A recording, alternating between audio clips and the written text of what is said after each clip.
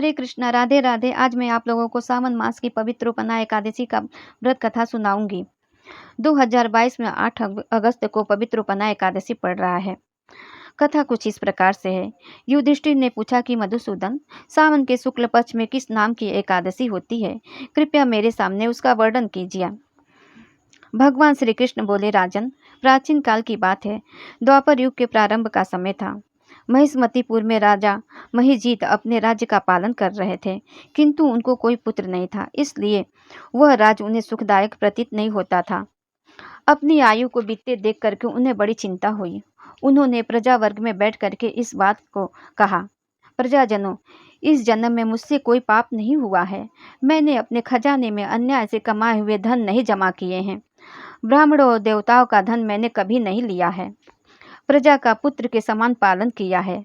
धर्म से पृथ्वी पर अधिकार जमा करके दुष्टों को, चाहे वह बंधु हो, चाहे मेरे पुत्र के समान प्यारे क्यों न हो, मैंने उन्हें दंड दिया है।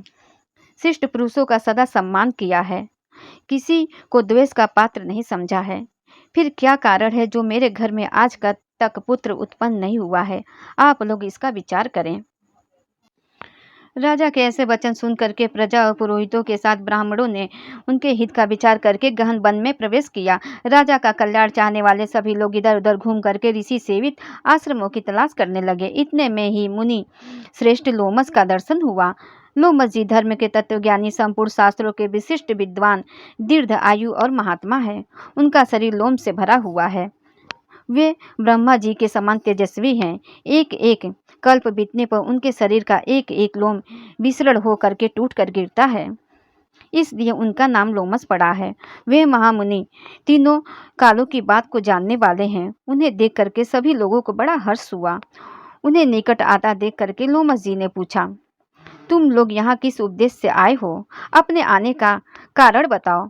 तुम लोगों के लिए जो भी हितकर कार्य होगा मैं उसे अवश्य करूँगा।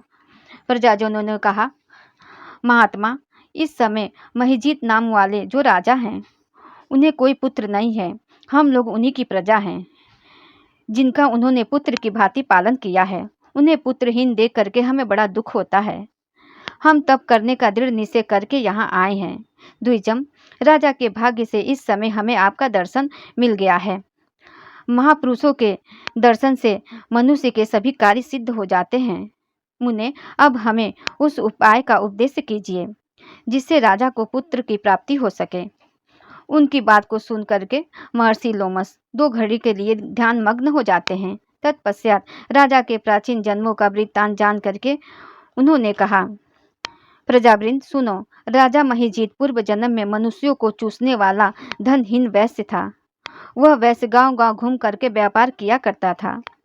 एक दिन जेठ के शुक्ल पक्ष में 10वीं तिथि को जब दोपहर का सूर्य तप रहा था, तब वह गांव की सीमा में एक जलाशय पर पहुंचा।